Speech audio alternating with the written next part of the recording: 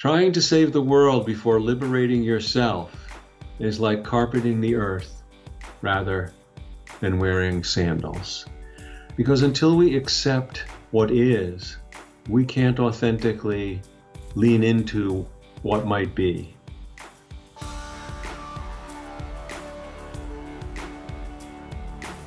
Hi everyone, welcome back. I'm Michael Sandler, your host on Inspire Nation. If you've ever wanted to see things differently and discover a brightness even in the seeming darkness all around, then do we have the Book of Soul show for you.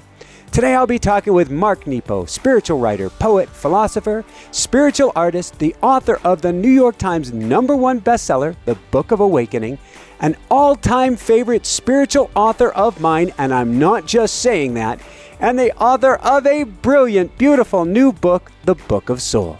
And that's just what I want to talk with him about today, about COVID-19, protest, instability, apparent darkness, and what in the world it means for the evolution of our soul.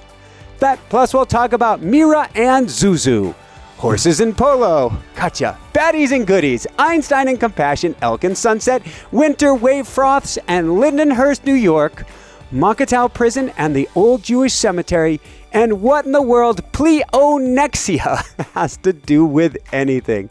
So welcome back to the show, Mark. Are you ready to shine? Yes, it's great to be with you again, Michael. Wonderful. It is so great to have you here. Definitely an interesting time. In fact, before we dive right into things, in a recent blog post on the anthem of our day, you write, "Just as you can only see stars at night, it is during times like this our inherent light and kinship are most visible. And while the pandemic is traveling across the globe, we must remember and reach for the miracle of life, which is still everywhere." What do you see going on in the world today, Mark? You know, I think this time it's amazing. You know from my other work that I'm a long-term cancer survivor. I'm 69, but in my 30s, I almost died from a rare form of lymphoma. And this pandemic, let's start with the pandemic itself. You know, as we've all been sheltering in place, and I know that different places are starting to open up here and there, it's really echoed a lot for me what I went through emotionally, being diagnosed and going through the fear and terror of trying to imagine the unknown and whatever was going on. And so let me offer this as a way to begin. When I remember back years ago when I first went to a doctor and I was diagnosed. And I didn't expect to be diagnosed in that moment, but there I was. And as I left that doctor's office, the door that I had come through to have that meeting was gone. Yeah. The world that I stepped from to go into that meeting was no longer there. There was no normal to return to. And I feel that as a human tribe across the globe, the world before COVID-19, it's gone. It's not there. And we have to learn together what it means to be in the new world. And so I think one of the things that happens, as with any loss, is it engenders a kaleidoscope of deep feelings that overwhelm us. This is grief, this is sadness, this is all kinds of things that are engendered. And so the first thing is to be gentle with ourselves and each other and to recognize. It made me think about Elizabeth Kubler-Ross's stages of grief. And now for those who might not be familiar, Elizabeth Kubler-Ross was one of the pioneers, the pioneer that helped bring into being the modern hospice movement. Yeah. And she identified 5 stages of grief. And they don't, she didn't, well, you have to write them because we speak one thing at a time, 1, 2, 3, 4, 5. She said, no, from her experience, they don't appear sequentially. They may not even appear all at once to somebody. You might experience 1 or 3 or 5, all 5. You might recycle. You might bounce around in them. But these are very present dynamics when we authentically experience loss, and they are denial, anger, bartering, depression, and acceptance. And I feel like if we look at our society, globally and especially in the United States, we have parts of our society that are currently stuck in different stages of grief. Yeah. We definitely have people in denial. I mean, just look at the past Memorial Day. Mm-hmm. I don't want to accept that the world has changed. No, it's here. I'll go out to the beach. Let's party. Let's prove it. We all can go back. We can all, it's not gone. And of course, now we're 10 days out and we're seeing spike surges of COVID cases and hospitalizations reaching their max in Arizona and other states. So, and this is not to blame people, it's to honor that these things are real and they're at work. And so that's one. And we see anger. We have seen people before these massive justified protests, Right.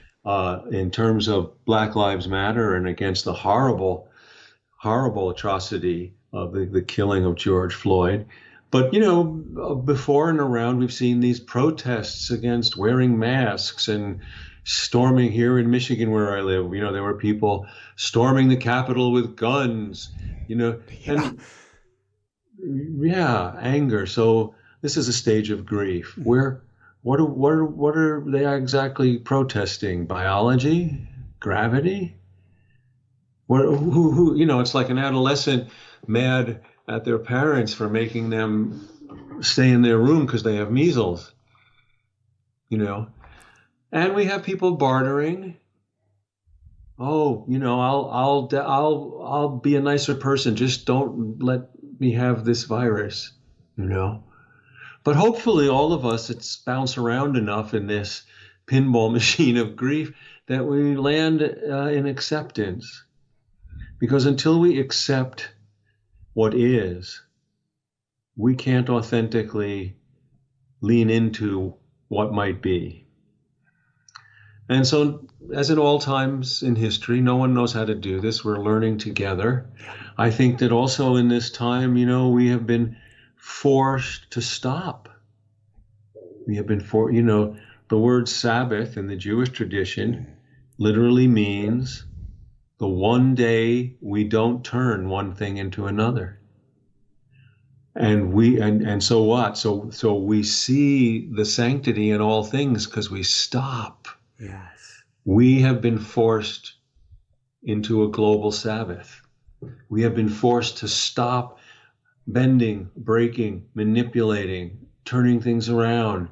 You know, stop running from here to there. And ironically or paradoxically, while sheltering in place, we're being asked to grow in place.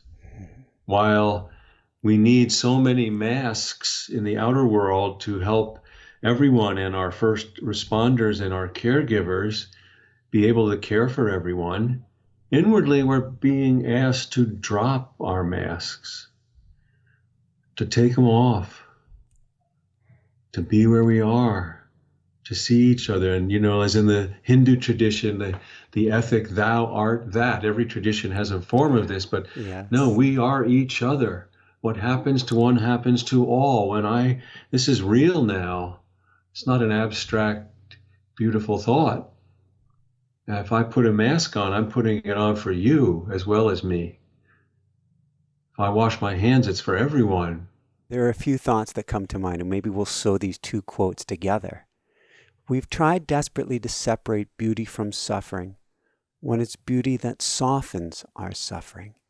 And it seems the purpose of suffering is to, as you're saying, exhaust us of our differences. And the purpose of love is to awaken us to how we're at heart the same. Yeah, thank you for reading that. That's in one of the opening chapters of the new book. And I think, you know, I've learned of all the, you know, the ambitions we have, the things we want in the world, which is nothing wrong with them.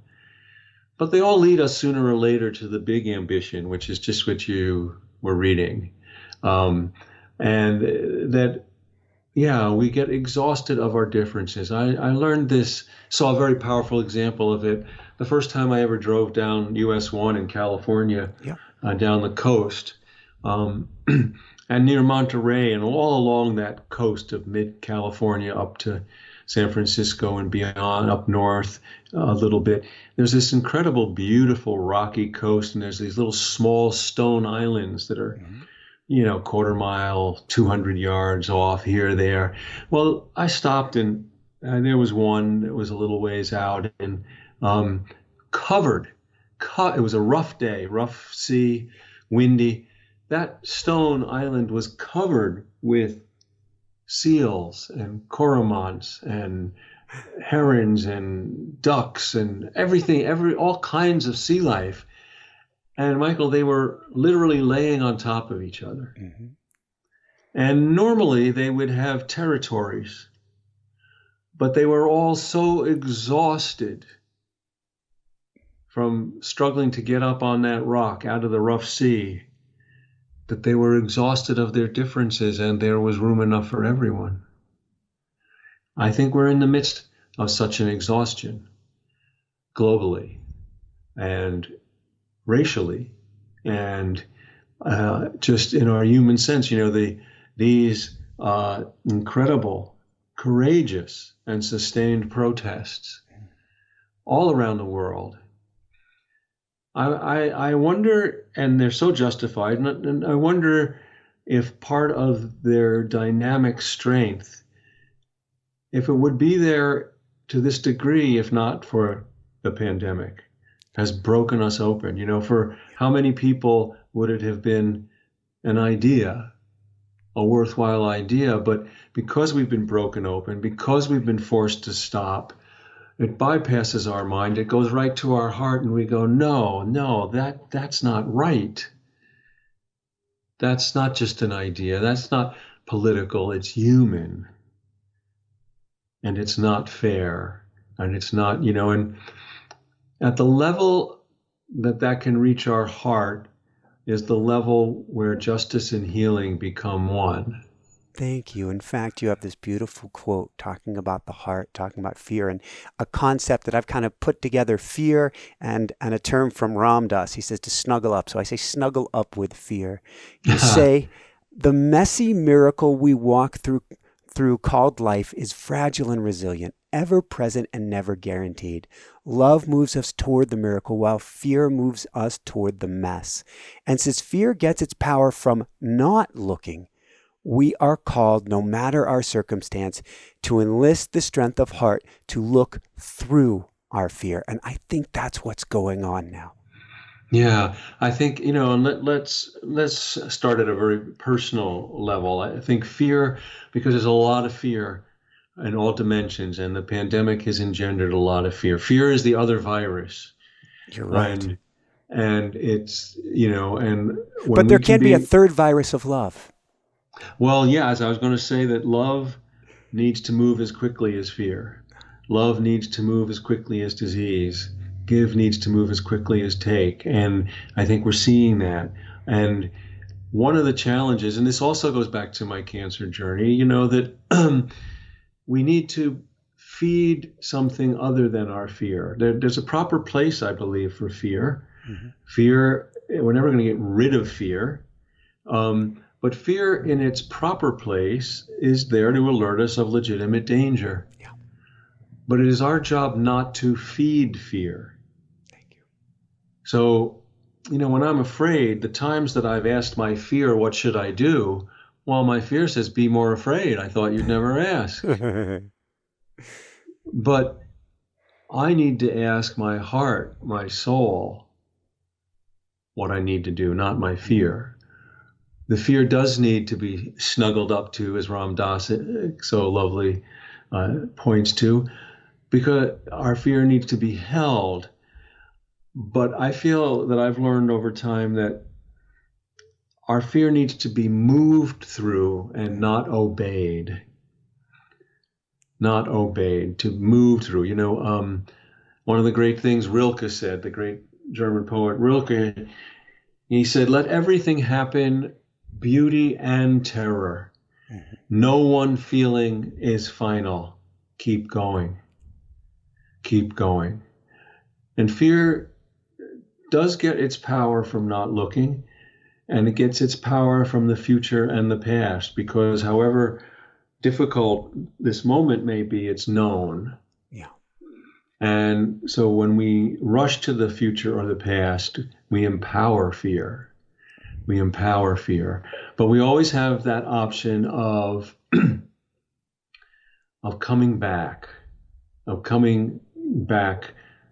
to now. You know, there's a wonderful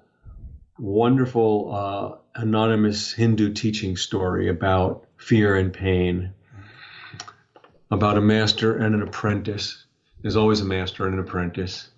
And the master tells the apprentice, and the apprentice is annoying because he's always complaining about life. Mm-hmm.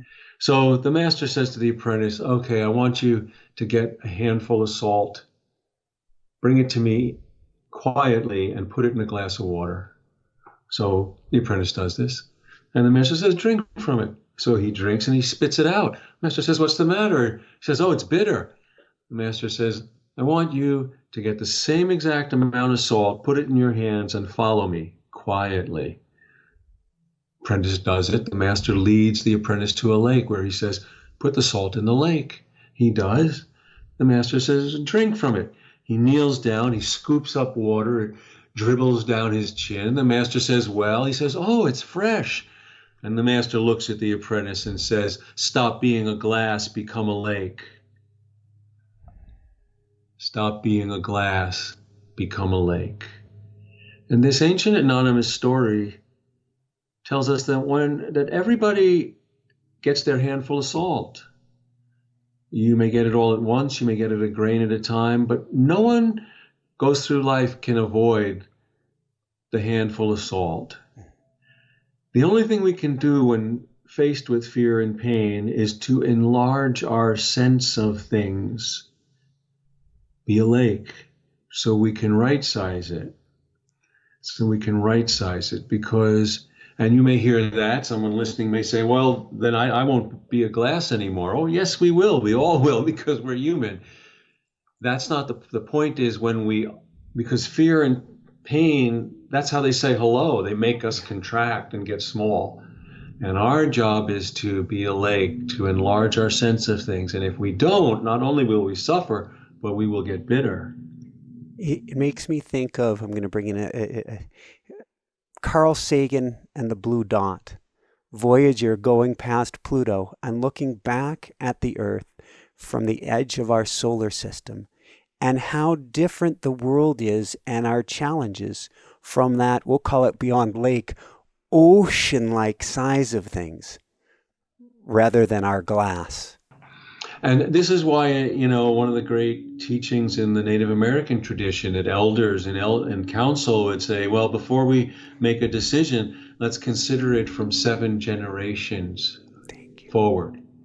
Let's consider it from the largest viewpoint possible, and then return to the moment of action. And in a way, that's a lot of what's happening with all of these incredible protests, is looking at it from 400 plus years of injustice and slavery and Jim Crow and everything that's been well documented, and bring it to right now. What is right action now? Thank you. Let's go from there. We're going to dive into this because I look at humanity both as a sea of individuals. Actually, I consider us all roses on the bush. But I also look at humanity as one being. And so let's dive into wholeheartedness and Carl Jung and inviting in our shadow at this time. Yeah, so, the first thing, let's start this part by, let me use a biological metaphor, and that is, since we have the virus, that's your body or my body. As long as we have one more healthy cell than diseased, yes, we're considered healthy. We want a lot more, but as long as we got one, we're leaning in the health direction. Well, for this conversation and just for this time, humanity is a global body, mm-hmm, and every soul is a cell in that body. And so when we do authentic work individually, we are doing our part in keeping one more healthy cell in the global body than toxic. So it all matters. It all matters. So what Carl Jung was talking about, and you know, I didn't talk to Carl Jung, so right, he didn't explain it to me, but this is my understanding, my take on things, is that the notion of a shadow, you know, that we all have gifts, and the notion of a shadow is parts of our humanity and parts of our unaddressed gifts that because they're unaddressed, they gain power and they come out sideways, and they can cause a lot of harm. So, you know, for instance, if I don't look at say I have one area, I just have a pocket of unworthiness in me, you know, and I don't look at it. I don't look at it. Yeah. And so when I don't look at it, then anything that kind of touches that sore spot, I get angry. I get defensive.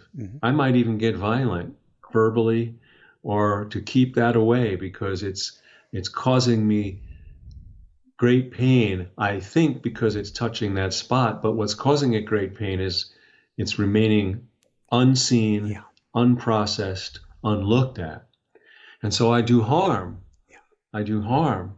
So this is the power of the shadow in us, that, you know, this is what happens by doing that. Well, a couple of things. And we all have shadow. We all have shadow.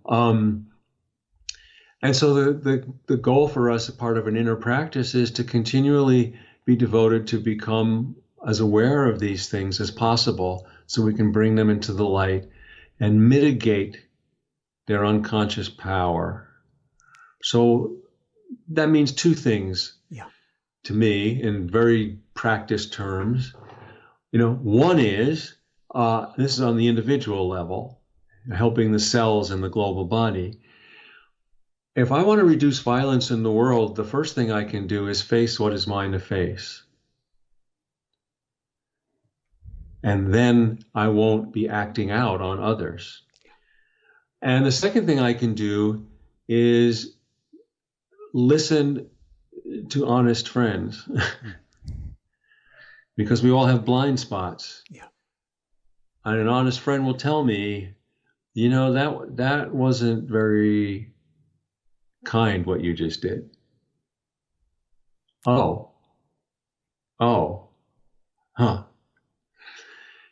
Tell me more, versus how dare you? Tell me more. And, you know, Jung also said that consciousness wasn't turning darkness into light or turning from darkness to light. Consciousness was bringing what we think is in the dark into the light. And a great simple example of this is, we all know when we're a kid and somebody says there's a boogeyman in the closet. Well, the more we don't look, the bigger it gets. And when we finally open that door, our heart pounding, and there's nothing there, well, it seems very dark initially. And then the longer we stay and stare into that closet, you can start to see into the closet. It's not actually dark. It's not light, but it's not dark anymore. Well, nothing has changed to the nature of the air or the space in the closet. What has changed is that our eyes have grown accustomed to the dark. That takes a quiet courage. Just look at what you fear until it starts to grow into the light, just by looking. So one more thing, and then, you know, and just two more things here, and I'll pause again. So one is, as we start to move this to the collective level, Ramana Maharshi, the great Hindu sage from the 1800s, said this marvelous thing. He said, you know, Trying to save the world before liberating yourself is like carpeting the earth rather than wearing sandals. Trying to save the world before liberating yourself is like carpeting the earth rather than wearing sandals. And so, looking at our shadow, bringing those uncomfortable spots in us, rather than defensively reacting outwardly, but looking and say, what's going on in there? Mm-hmm. What can I give light to? Because all wounds won't heal unless they're given to air and light. Then we start, we start to wear sandals instead of needlessly carpeting the earth. And, Dante in his Divine Comedy, he had a special ring in purgatory for those who did good poorly. They weren't in hell because they were doing good, but they weren't in paradise because they were doing good poorly. And this brings up a very understandable, it's something that all human beings do. And that is that we often love in the way we'd like to be loved. Yeah. We often love, and most of the time there's nothing wrong with that, but often it precludes us from asking what you really need. So how I learned this, a great example was my former father-in-law was a lifelong farmer. He's now gone. And years ago, his sister, she was in her 80s and 79, 80, and she was dying. She was in the hospital. And he was a very taciturn farmer, never spoke much. But all of a sudden, he was very vocal. He didn't want her left alone. Round the clock, the family, he really insisted that somebody be there at the bed all the time. And it was very loving, very caring. And I remember realizing that's very caring, but now I know what he wants when it's his turn, because he was loving her in the way he wanted to be loved if he were there. Yeah. And I'm not taking away the care, but no one asked his sister what she wanted. Yeah. She might have said, give me some space. I want to be alone. So the first thing is for us, when we can look at our own shadow, when we can be conscious, when we can listen, when we can empty and open things up, then we start to ask people, and this applies to race as well, not to assume what it is like to be Black, not to assume what someone who's been oppressed would want, but to ask and listen. To ask and listen, and not out of even goodwill impose what we would want if we were in that place. Thank you. And that gets us to the concept of labels and judgment. In fact, two things you mentioned. You talk about the danger of separating ourselves into baddies and goodies. And then you talk about a Hindu myth about the churning of the ocean and gods and demons. Yeah. So one of the things that's very also very human, that isn't very helpful, is our propensity to judge, to judge each other. Now, often, we judge each other also out of as a subtle way or a clever way to defend ourselves. Keep things at bay. But judgment doesn't work because it's not specific enough to be helpful. Mm-hmm. So this is where it doesn't help to be good or bad, up or down, left, right, in or out, true or false. Actually, I think the opposite of true is limited, and the opposite of false is whole, WHOLE. So all of these judgments are distancing and hurtful. And so a lot of people will say, well, you can't have a relativistic world, if you have to have constructive feedback. I'm not talking about that. Yeah. Okay. Because judgment actually isn't specific enough. If you tell me I'm good, well, I feel good for a moment, but it's not helpful. I don't really understand why. Mm-hmm. And if you tell me I'm bad, I feel bad for a moment or longer, but that's also not helpful because I don't really understand why. So this is why, if you hurt me, it doesn't help for me to say you were mean. It helps for me to give you evidence as feedback to what it's like to be in your company. Mm-hmm. What you said was hurtful, and I'm feeling like I can't be near you right now. And then you have to be left with the evidence of what it's like to be in your company. You can be trusted to decide, was that a good thing or a bad thing, and how you will repair it. But it does no good if I just say, well, you're mean. So labels and judgment, it was St. Thomas of Aquinas who said, in a beautiful metaphor, he said, the fairest branch on the tree of reason is discernment. Yes. The fairest fruit on the branch is reverence. Yeah, the fairest branch on the tree of reason is discernment. Yes, we can look closely without being, but the fruit of the branch is not judgment or criticism or a critical apparatus. No, if we look that closely, it's wonder and reverence. Oh my God, I had no idea. It's all right here. This is how Blake said, eternity is in a grain of sand.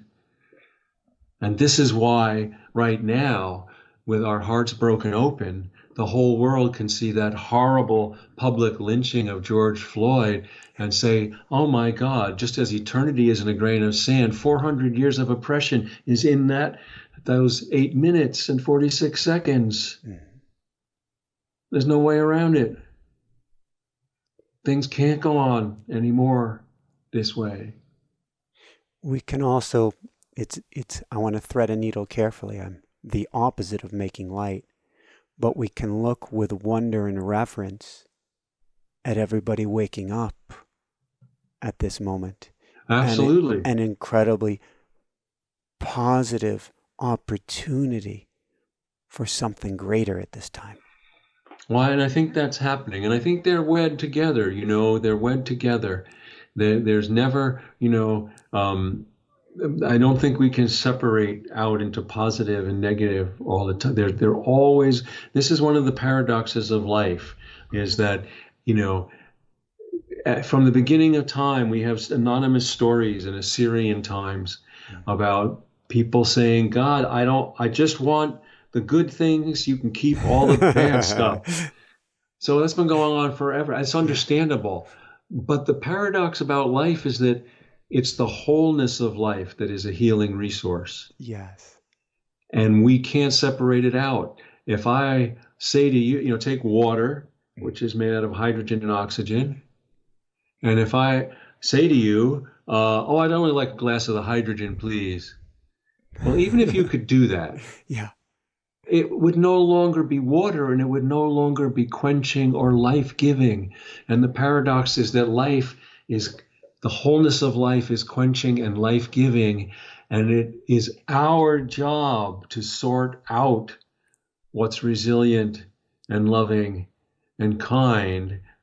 And somehow I think that whatever you believe created this universe, I feel like life was made just difficult enough that we need each other to ensure the journey of love. Thank you. This is a perfect segue. Needing each other, enjoy the journey of love. And you were talking about branch on the tree of reason. What in the world is a prison tree? So there's a chapter in the new book it's called The Prison Tree. And the prison tree is out in World War II during the Holocaust. There were so many examples of different responses to another terrible oppression and annihilation and genocide, of course, of the Jews. And I know both you and I are Jewish, of Jewish heritage. And outside of Warsaw, the Warsaw Ghetto, where 600 to 800, or at most 1,300 Jews in that ghetto fought back, Yeah. knowing they would never win. But for 3 to 6 months, they held off and actually held off and stymied the Nazi army and forces. And outside, in tribute to that place, outside the ruins of the Warsaw Ghetto, is a tree that is known as the prison tree, where people who have been descendants of all of those who perished have tied a card, a note, a letter, a story of that resilience, of that life force on there, on that tree. And I use that as a way to ask all of us, what is our prison tree and what stories can we bear witness to? What stories of resilience and kindness can we bear witness to? And there are 3, which I talk about here. There are 3 very different responses that happen in the Jewish history, that are not limited to Jews, but are really archetypes for how we can respond to almost any situation. And no judgment, as we've been talking. Yes. But to use them as teaching lessons with compassion for each response. And we go all the way back to the 1st century, 79 AD, and this is the story of Masada. Now, for those who don't know, that Masada is it's a huge, enormous upright cliff that was in ancient Rome area in the Roman times, and Rome was the governing society, and Jews were exiled, and in rebellion, about 1,000 Jews went. This was a fortress at one time. They retreated to Masada, where they held out as 12 Roman armies surrounded Masada, and they were going to starve them out. And they were building up the mountain, which took a long time, months, to ram the fort to recapture these 1,100 Jews. And after they got there, they just about, a day or so before they were ready to break through, the Jews on Masada agreed that rather than be captured and be slaves, they would rather give their lives to God. And so there were 12 of the elders, and they all drew straws, and the entire 1,100 committed suicide. Yeah. And they left just a handful of people to bear witness that this was a choice, that this was a statement to the Romans, when the Romans then the next day broke down the fortress, expecting to find the 1,100 rebellious Jews, and there was no one there except these handful of people. So this is a very, it's both, what is it? It's tragic, it's resilient, it's crazy, it's noble, it's sad. But, so we all have this response that, what does it represent? It represents that, yes, we have the option of always vanishing. If something is too difficult, I remember going through cancer and suffering, and my former wife saying to me at one point, if this ever gets too hard and you need to go, I will understand. And I was stunned at first. And then I understood what she was saying, and I thought, well, I would never do that. And then I thought, well, I don't know what I would do. Mm-hmm. I really don't know till I'm there, if I was suffering enough. So that's one thing. And then you have it, we fast forward to World War II and Baba Yar in Russia, which is a great ravine.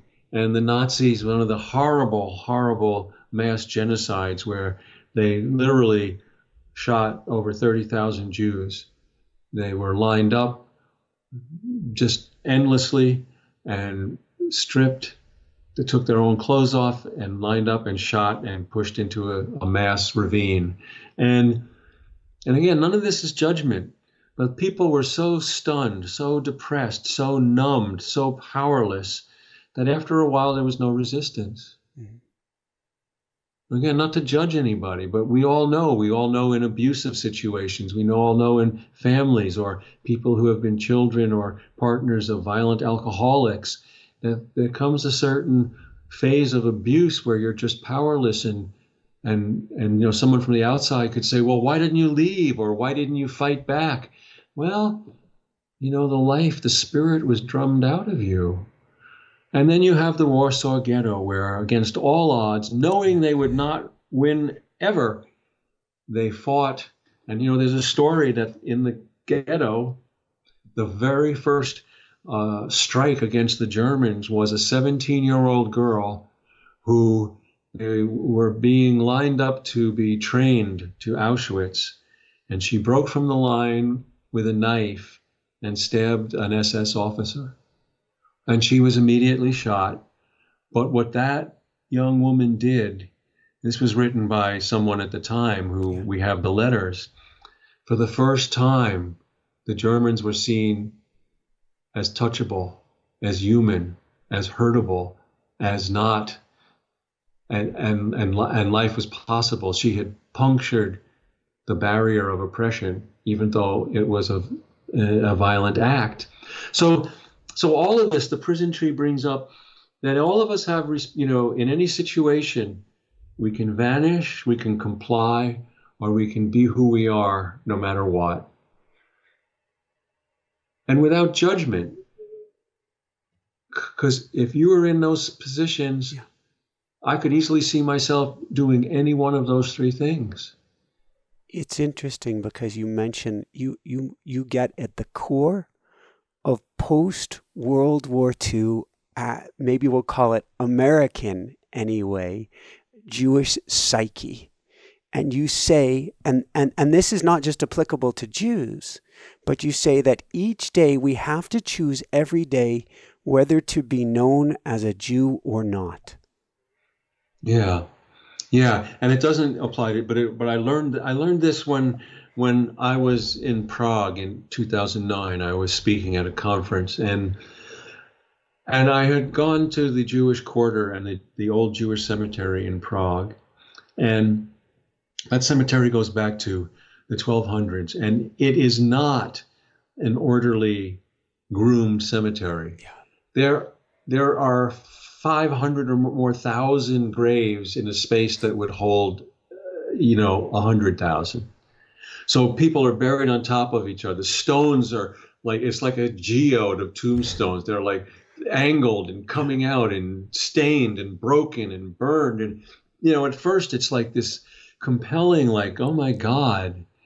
And Michael, no matter what I did during my day and sightseeing, I always couldn't help it. I wound up back in that cemetery. And the more I was there, it wasn't a place of death to me, because I felt like all of those souls refused to stay buried. They were pushing the tombstones out of the ground. And that's part of what being Jewish is to me. And so there was where I realized being there in Prague, outside of America, that much of my life as an American Jew, I have been hidden. And that not consciously hiding, but as you mentioned there, that, if you're Black, Hispanic, Eastern Indian, Native American, whatever it might be that's not white, you know the pain that you can't hide who you are. And I discovered that they're not better or worse. There's a different kind of pain in being Jewish, descendant from such genocide, because every time Jewishness comes up, I have the pain of deciding whether or not to be visible or not. When I hear a slander, an anti-Jewish comment, and the person obviously doesn't know I'm Jewish, do I let it slide or do I say so? And so, yes, this brings up one more collective metaphor, because while I learned this from being Jewish, as you said, it's not limited to being Jewish. It's for everyone. And this is the learning from birds, flocks of birds. So we all know that birds, individual birds, they sing at the first sign of light. This is an affirmation of being who you are. They sing. As soon as they see light in the morning, they're singing. But what I didn't know and learned is that the community of birds, this is how they remap their community every day. By hearing each other's song, they reposition and give each other enough space. And that's the map of territory for the day. And the next day when they sing their song, they remap their community. And so what's powerful here is that if you don't sing your song, you're invisible. And no one knows you're there. And the community isn't mapped accurately. So being who we are, honestly and truthfully, is directly tied to having an up-to-date map of relationship in our society every day, in our families. This goes back to saying, if you hurt me, I have an obligation to say, that hurt. It's your obligation to do what to do with that information. That's part of singing my song. And right now, we are seeing, in all these protests, the community, all over the world singing their song, remapping the human community, bringing it up to date. You just wrapped the whole thing together. That was beautiful. Let's go from there real briefly to, you say, truth and kindness are our constant teachers. They are flames that light the heart. Truth and kindness are like spiritual elements, like light, like water. And they're always available to us. You know, one thing I believe I've come to, and here's another metaphor, that the soul, the way a fire stays warm and bright when you feed it wood, the soul stays warm and bright and shows itself on earth when we feed it care. Just as a fire, it doesn't matter to a fire what kind of wood you put on it. It doesn't say, oh, that's ash, I wanted maple. Yeah, just as that, the soul it doesn't matter to the soul what kind of care you put. Everything needs care. But the soul, like a fire needs wood, the soul needs care to show itself on earth. And so care, kindness, and love are these spiritual elements, and living them, and that's not abstract. Mother Teresa said courage is doing small things with love. And Mencius, in the hundreds of years ago, Chinese philosopher, he tried to describe, there's a Chinese community principle that Confucius spoke of called Ren, R-E-N. Yeah. And it means our humanness, it means our connectedness, but it's hard to put into words. And what Mencius said was, he said, well, I don't know how to talk about it, but let me say this. If you were to see a child on the edge of a stone well, and they were about to fall, the thing in you that would make you run without any thought to stop that child from falling in the well, that's Ren. That's Ren. Speaking then of Ren, I keep on coming back in my head through this interview to Viktor Frankl, author of Man's Search for Meaning, Auschwitz, looking at the sunset and anchoring in a trust or faith in each moment. Not that he will live, not at all, but still having trust and faith. What does that mean to you? Well, I think faith means belief in the wholeness of life, while honoring what we're going through. So I think that, I think that, Václav Havel, who was the first president of Czechoslovakia after the communist regime came to an end.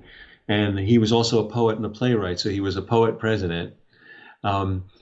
He defined hope. He said, hope isn't optimism, that the belief that things will always turn out well. He said, I see hope as no matter how things turn out, they will have meaning. And so I believe that, the Viktor Frankl that you were mentioning, that I go back to my cancer journey. When I had a rib removed from my back, and within a week I had my first botched chemo treatment, and I was getting sick and throwing up blood in a Holiday Inn outside of Manhattan, and terrified, not knowing what was going to happen next, and thinking it has to stop, but eventually going to the ER. But as the sun was coming up just before we went, because I was exhausted of thinking about any way of understanding this, I realized that this was true for me. I was in pain. I didn't know what was happening. I didn't know what would happen. I was afraid. And yet somewhere nearby, a child was being born. And somewhere else nearby, a couple was making love for the first time. And somewhere else, an estranged parent and adult child were speaking for the first time, having coffee. And I realized in that moment that to be broken is no reason to see all things as broken. And that is at the heart of faith for me. We often, as human beings, understandably, but we tend to extrapolate and make whatever we're going through a worldview. I'm broken, therefore the world is broken. I'm afraid, therefore the world is not a safe place. Or if we let in the rest of the world, we minimize what we're going through. Well, how important can this be if all of that's going on? All things are true. Both are true. I was terrified. I was broken. But the sun was still coming up. The miracle was still happening. And I think I've spent much of my life since that moment having the faith to try to understand how these things are true and inform each other. It's a beautiful paradox of life, and it brings us to one more story here. It's actually two woven together. We've got Mira, we've got Zuzu, and we've got Hachiko. Oh, well, so Mira these are all dogs, and Mira was our first, my wife Susan and I, our first beloved dog child, who about 7 years ago died. She was 13 and a half. And just a beautiful, beautiful spirit. And Zuzu, who is our current. I love how you call that dog child. I love that. Yeah, our current dog child, who's here. Well, she's not in the room right now, but she's right here, and she is about 6.5, and she's with us. And Hachiko was a legendary dog in Japan. So let me talk about Hachiko first. And it's such a great story that Hachiko is a Japanese dog, an Akita dog, which is kind of in the shepherd kind of family, German shepherd, but it's not German shepherd, obviously. And so Hachiko was a professor's dog in Tokyo. And this was in the 1930s, I believe. And Hachiko would go to the Tokyo subway station and meet his master, parent, owner every day after he was done teaching. And one day, his professor, his master, had a brain hemorrhage and died. And Hachiko, of course, didn't know what happened. But Hachiko every day kept going to the same spot. And waiting every day. And no one was taking care of Hachiko, so he became a street dog. And people started caring for Hachiko because everyone became aware or if they didn't know the story, they were told the story, this is the professor's dog. And so he would come every day to that train station and wait. And then people would feed him and take care of him and pet him. And finally, after 7 more years, Hachiko died on the spot where he waited out of love. And then they built a statue. Today in Tokyo, there is a statue of Hachiko. And as we know with statues that have meaning like this, it's where it's been petted is where the shine is, because everybody comes by and it's considered good luck to pet Hachiko or to remember what it means to love. And this story is told in Japan to school children for what loyalty and fidelity of love and heart mean. And I think, this raises, so our dogs have been like that for us. And more importantly, this is a great story I learned since, so it's not in this book. That's always happens, as soon as a book is published, yes. Then you learn something that should have gone in it, so it'll go in another book. But in the East Coast, there's the Lenape Native Americans who go from like Delaware up through Pennsylvania and all of that area. There's a great myth in the Lenape culture that a boy had a dog, and they were like brothers, just playing forever. And the boy, about 9 or 10, got ill, and no one in the tribe could do anything to make his fever go down or to make him well. And the dog went out into the forest and prayed to the gods and said, my boy, he's my other. And they turned the boy into a dog. So the two dogs ran through the forest until the child was healed, and then he was turned back into a boy. And I think that's what the life of animals can do for us.